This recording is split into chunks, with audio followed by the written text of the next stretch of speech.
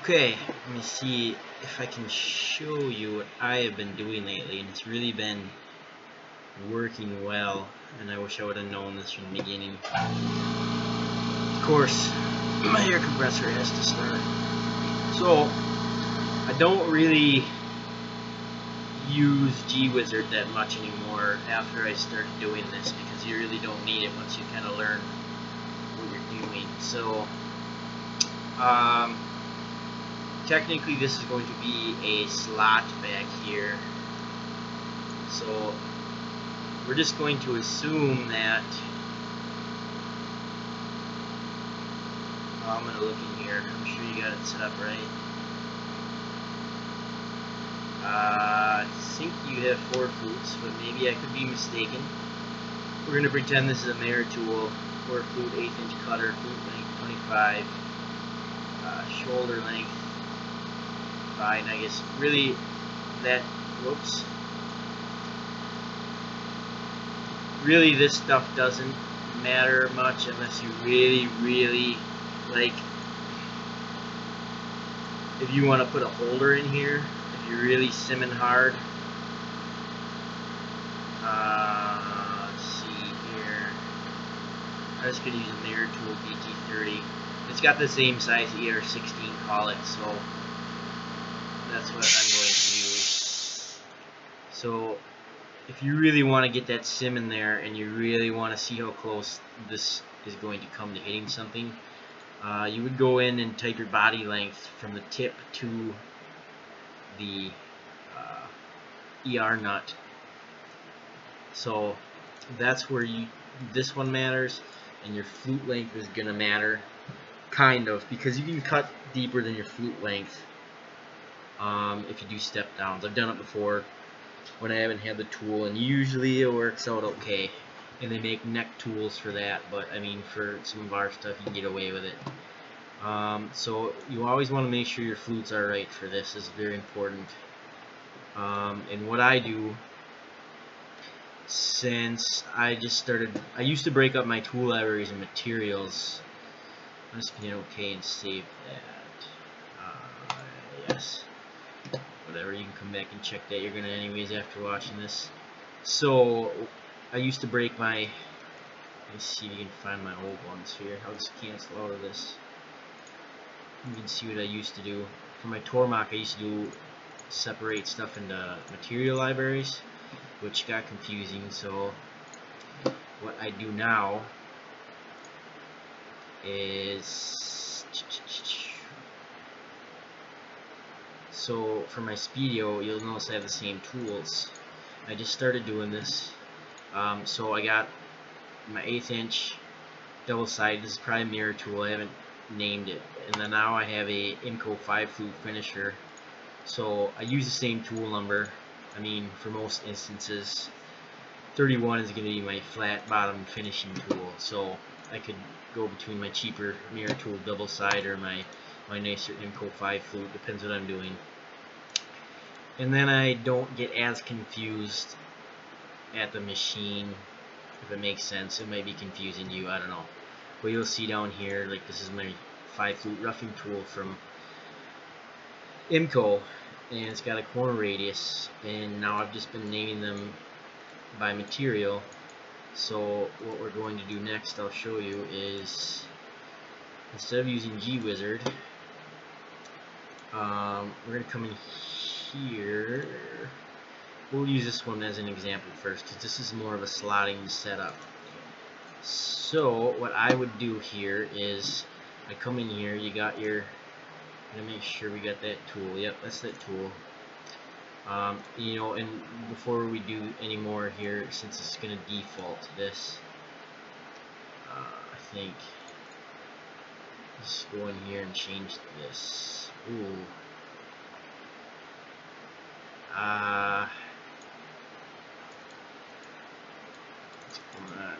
These should all match. Maybe not for Path Pilot, but mine have to be matching. That could be an issue. I always make sure mine match, and now I have to go check mine. It might not matter so much in the Tormach, But I'm pretty sure on mine, yeah, if these aren't matching, you're gonna crash on like a VNC, because you have to have that diameter, and if you have that diameter, on mine it calls tool number, length offset, and diameter offset, and if you have this at 0 and this at 0, it might automatically call all for tool 20. Otherwise, if there's a tool 0, it's going to call that length offset and diameter offset, which usually diameter offset you don't touch. You can for like tool cob and stuff, but that's another subject. Length, yeah. So if you set up and you touch tool number 20 off and say it's this length, but then when you call your tool and it brings up your tool length as tool 0, like that one just had, it's going to think it's the length of tool 0, and it's going to crash. So you want to make sure those are always the same. And usually by default when you make a new tool, they're linked, but I know I've seen that in the past where they don't always link in certain circumstances. So alright, back to this. So I come in my main tool library here, which this isn't, I know, but you'll get it. So make sure those are the same. Okay, so feeds and speeds. Mirror tool, titanium. Okay, so we want to make sure mirror tool titanium, and you'll see why here in a second. Because mine I have set up, it actually will tell you what tool it is here. And then in your tool library, you know, hey, that's the one titanium. And so now by default, what I do is I will go to their website and I want reorder the tool, click here for speeds and feeds. And I mean, usually G-Wizard's close, but I found I've been getting more performance out of my end mills if I go straight to the tool manufacturer's site. So SFM is, I don't even know what it is. It's how fast the tool spins, surface feet per minute. And you can do this in G-Wizard too here. We'll just set it up as a 440 so you can compare. I mean, if you're comfortable using G-Wizard, sometimes it'll tell you some stuff that you might want to know.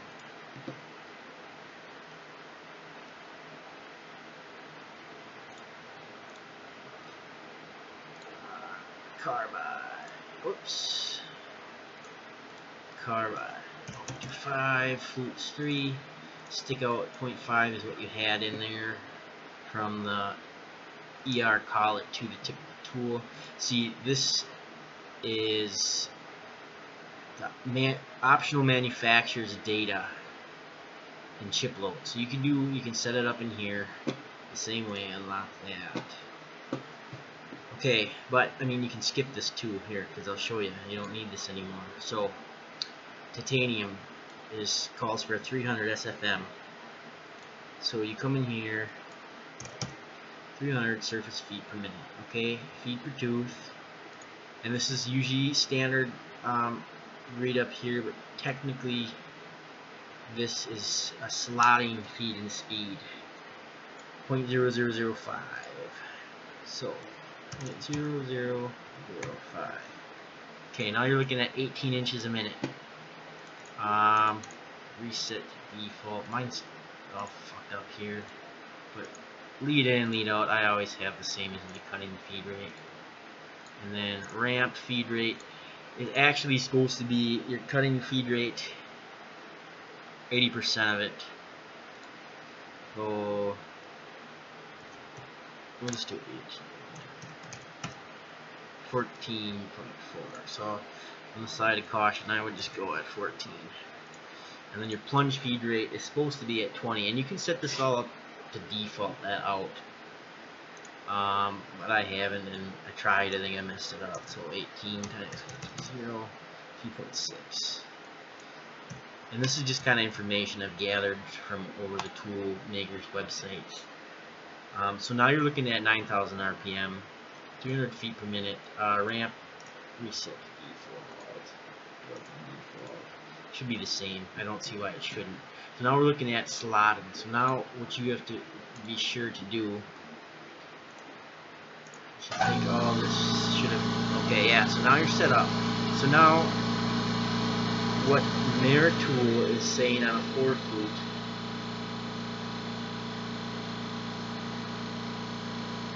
which now, like, I just looked at Lakeshore, so I might still have it up.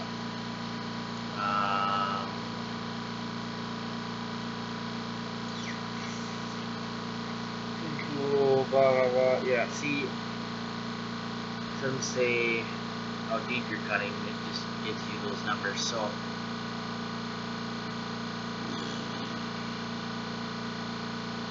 that is why we're going with this, a little more of a learning experience. Okay, 4 flute finishers. I've slotted with these in titanium. I'm doing a 5 flute now, so ignore this. Aluminum, I probably wouldn't do 4 flute.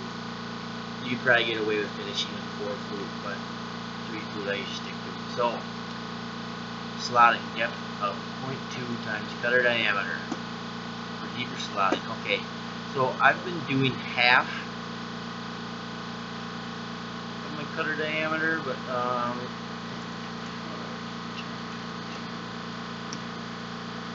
so that's pretty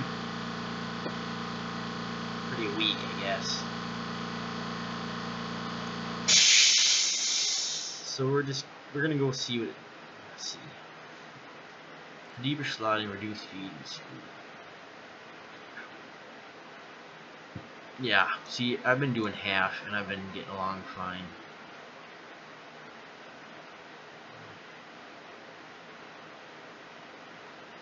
Alright, we're gonna do something else here while we're on the subject. Info.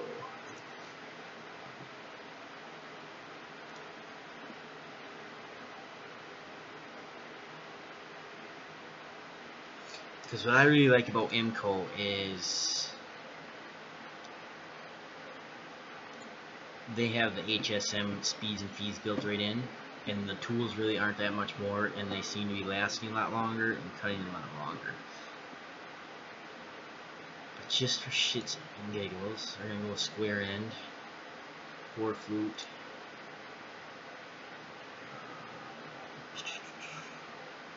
Rubber finisher, Sparky, True Core. I'm gonna say these are probably their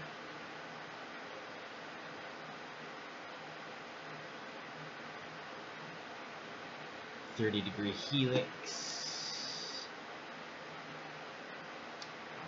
Where do they see it? 30° helix. Yeah, 30° helix. So same as mirror tools. Alright. This shouldn't matter, but just for shits and giggles.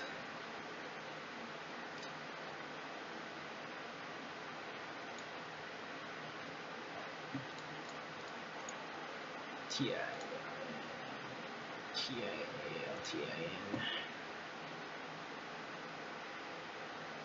So this is a comparable, 18 bucks, which I wouldn't. Yeah, 18 bucks, and it's probably cheaper, so it's comparable to Mirror Tool. And you'll see the extents of their speeds and feeds here. Let's see, titanium alloys. ALTIN coating. So now we're at a 225. It's a little slower and a little less.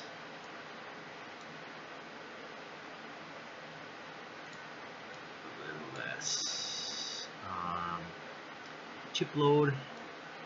See, I'm using 5 flutes, so this date is actually kind of the same, a little bit deeper. Radio.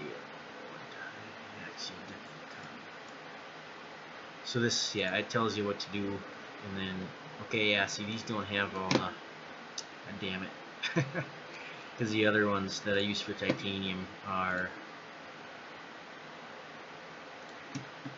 let's just go with one I use. I'll show you. Some of the more advanced ones have the corner radius 5 flute.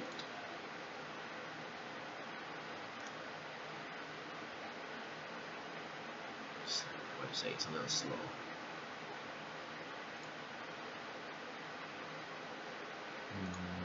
What did I do? Corner radius 5 flute.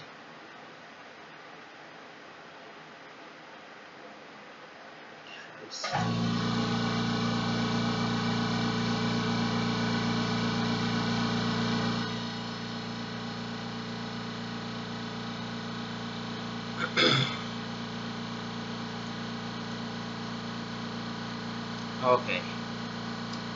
So I have been using,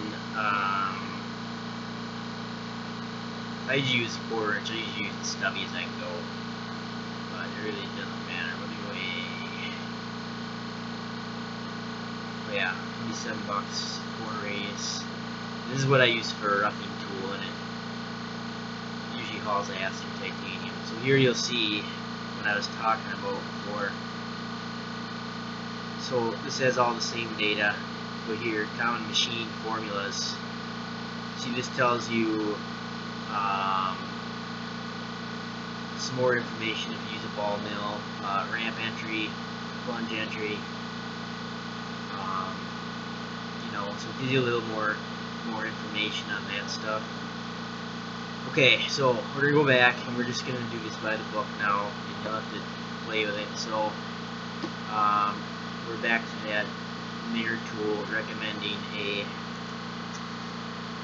0.25 times 0.2, so 0.025. So what we're going to do is multiple depths. 0.025, and I leave finishing step down on it. It just takes a very light end cut, and then I see there's no finishing pass here. So what I do is I do a finishing pass. I usually do 2. And basically what you can fit in there. And then, okay, so now this is where, like IMCOs, it tells you,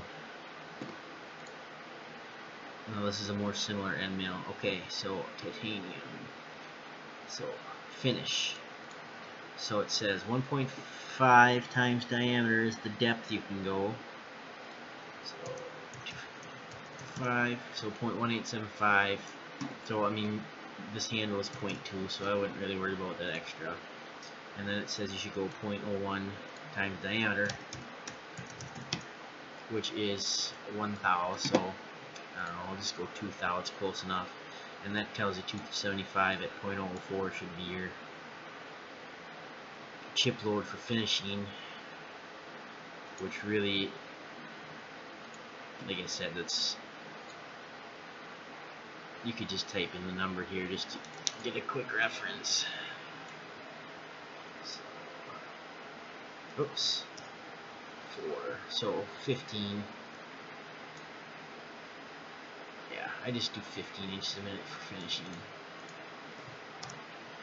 And I'd honestly probably just leave it. It's close enough. It's 2 inches a minute, but for shits and giggles, 15 inches a minute. Step over 0.02. And then I do finish only at final depth. So what it's going to do, oh, you have stock to leave. Okay, well, you really don't need to on this pocket. I usually do speed up and finish and smoothing. And if you don't want the fillets, then just turning that way down.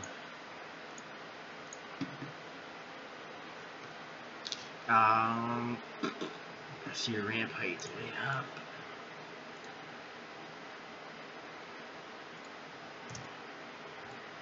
If you're confident that your Z height is correct and this is actually 0.2, I usually go sometimes closer, 5 thou above. So then your ramp starts here. So now it's just going to go down and do a full pocket, full depth of cut. You can actually do this pocket too over here.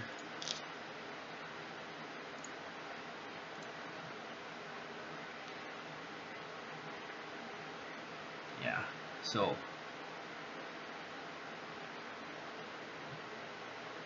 do that, and then you're going to need a nice finishing pass too instead of having to do that. Well, let's see which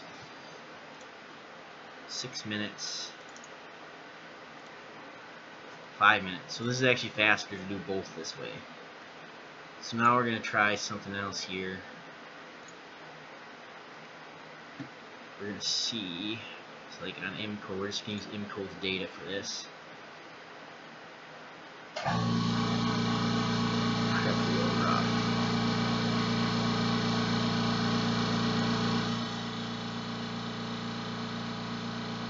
Prep real rough, I believe, means, no, No, that's not. See, this doesn't have HSM. They don't recommend HSM of the 4 flute, but let's just, you see here, high efficiency machining is already calculated in here for the 5 fluters.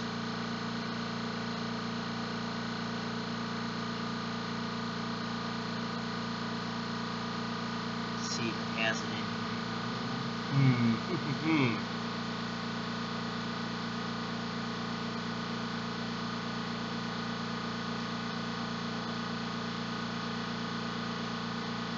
0.05 times diameter. See, it almost doubles the chip load, which, if this is a 5 flute, you can definitely run this chip load on a 4 flute because you can get more chips in there. So let's see what it looks like. So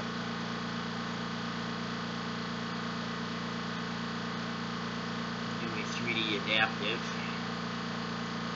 Select the tool 3. Okay. So we'll leave it at 300. 300 is good. If you're going to be doing titanium, 300 is usually the number I just go for. And then your chip load, since we're doing HSM, this is where it gets a little wacky. So now you can see 66 inches a minute with a 0.018. We'll do a 0.015, see if it matters. Yeah.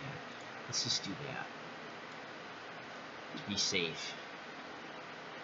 And then you want this change to be the same as your cutting feed rate.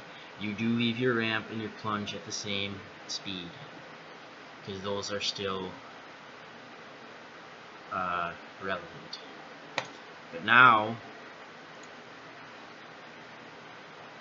0.02, you can do probably 0.01 on a Tormach. It's pretty accurate in that, like we're on mine. If you don't set up your HSM right in the controller and stuff, it actually will overshoot and undershoot, surprising as it may sound. Okay, this is where optimal load. They wanted a 0.05. 0.0625.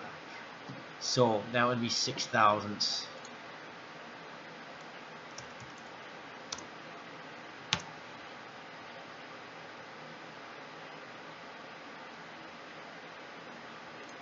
Smoothing, feed optimization. This tolerance doesn't matter. This you can turn down to lower. This basically is gonna just smooth your code out. Oh, I didn't pick any shiznits.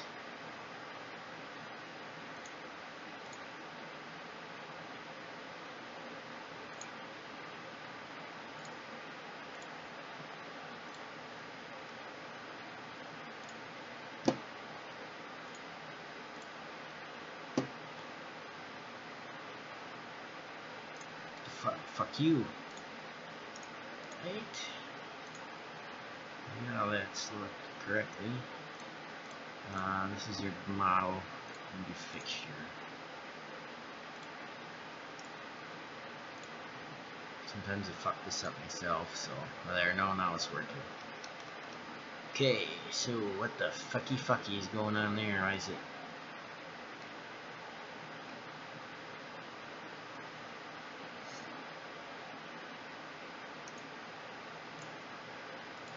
Maximum roughing step down. Fine step down. Machine cavities.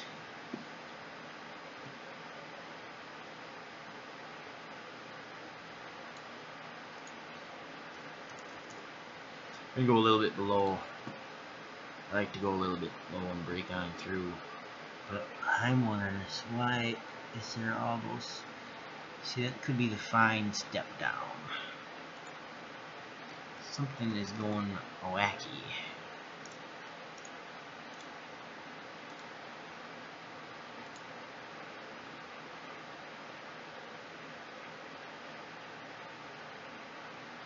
Oh, yeah, okay. I need this thing here. So that's 0.5 from here to here, so let's try changing that. 0.5.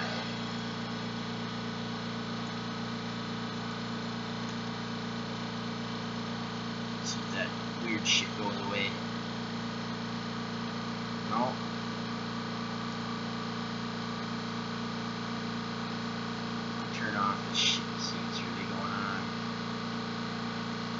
Well, that's even stranger. That is very fucking odd.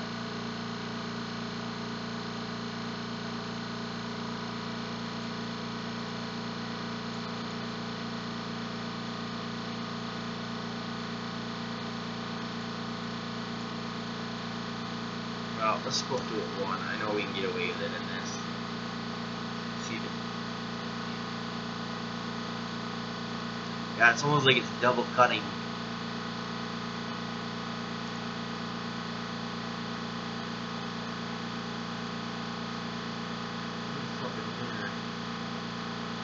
Oh, let's try some of this shit. That might be doing some weird stuff too.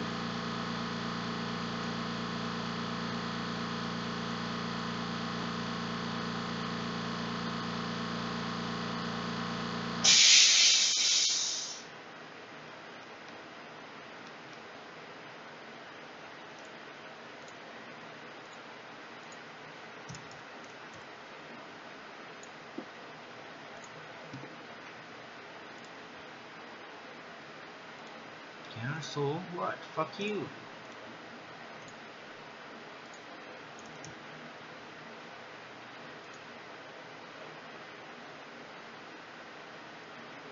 There. Okay, so I fucked that up myself. My bad. Fucking always my own fault. There. So what it's gonna do is it's gonna drop down immediately. Cut this. So now let's go back to our 0.06. And then always non-engagement feed rate. 120. Doesn't matter. I think you can set this at 500 on your Tormach and you'd be fine. It'd always go to the maximum then.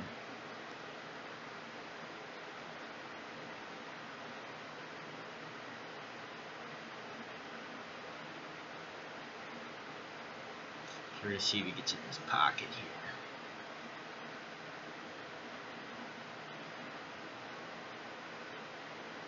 It is not. And that, I am guessing, is because of this. Minimum ramp. And if that doesn't do it, that means taking too big of a step over, but at 6,000, so let's see.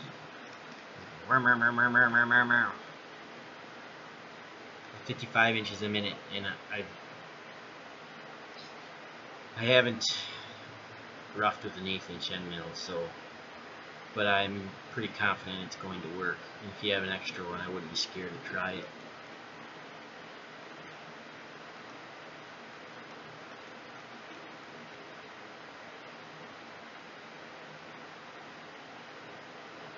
But we're going to see how long this takes, because it might, sometimes it takes longer with these small end mills.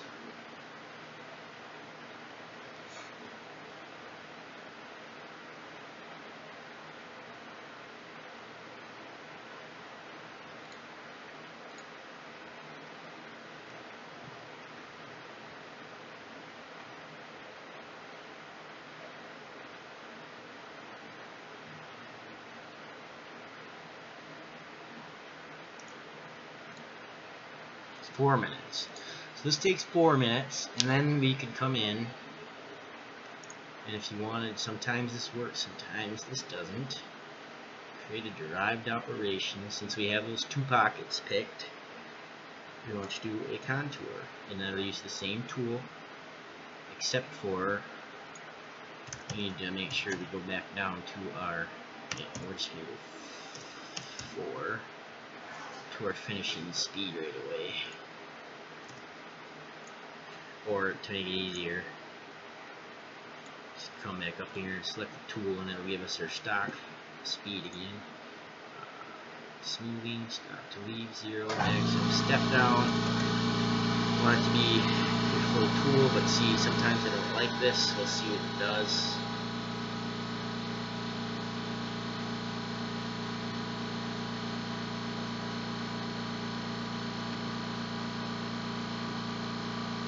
Yeah, see, it's leaving a lot of step downs. Cancel that.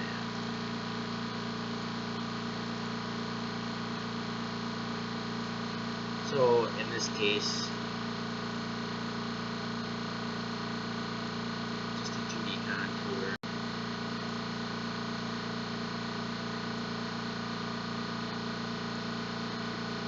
That, and that,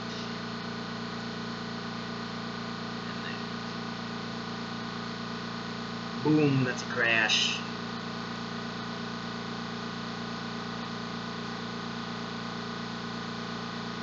Ah, interesting.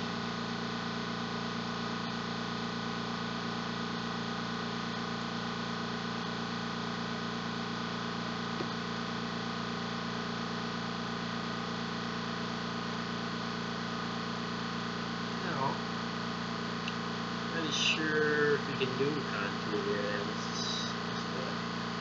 This will contour all that, and then we will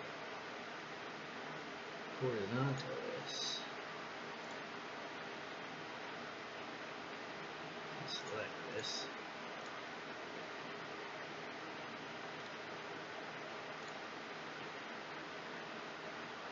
Oh, fuck you.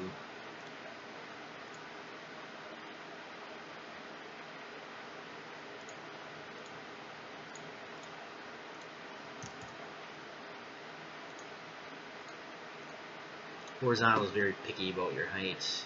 Otherwise, it'll do a bunch of extra shit there. This shouldn't run into it.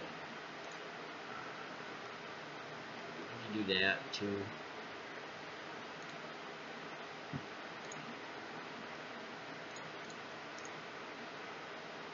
I'll leave these here. I always chamfer last.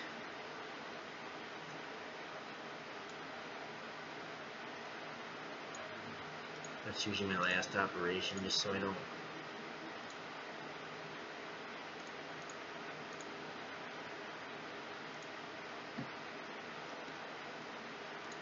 crash into anything.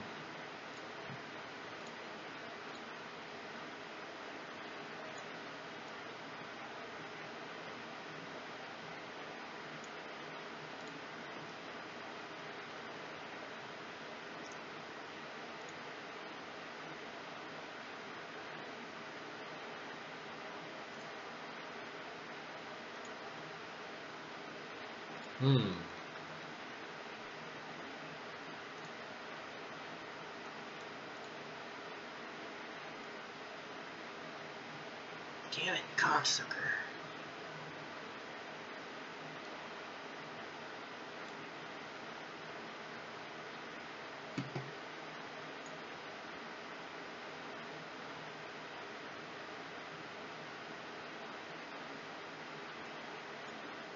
Yeah, don't worry about that.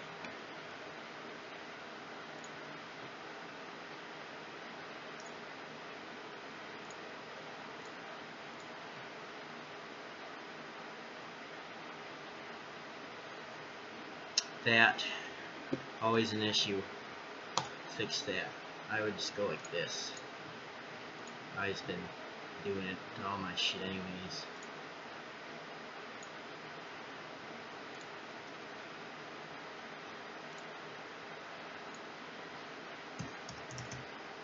Actually, not 0.65, not half the diameter. You want a little bit more, so 635, because that's where your end mills usually want to break.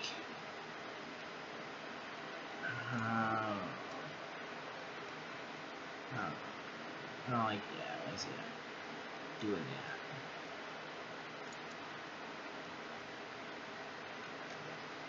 Let's try something. Okay, it does it automatically. Any inside corner that is flat. That one, just because it'll look better. It'll actually look like it's machined then. You're actually going to get a real world inside corner of what your 1/8 inch end mill is going to do.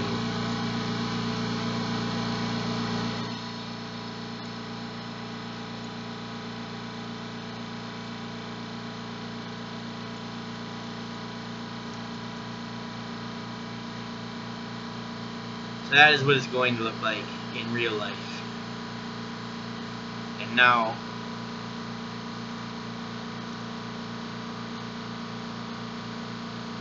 your chamfers are going to be fucked up. I am looking if there's any. Yeah, there's some back there too. So that's a good thing when you design stuff. You want to remember just to build that in, so you know what it's going to look like. I mean, if you want to come in and clean it up with a smaller end mill, knock yourself out. But I mean, I've done that before.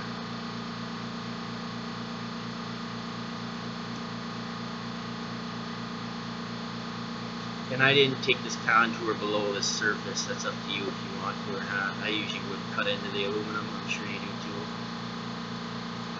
This cocksucker to finish. Whoops.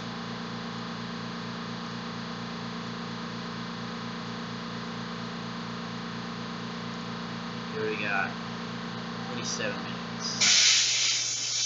This cocksucker finishes 27 minutes.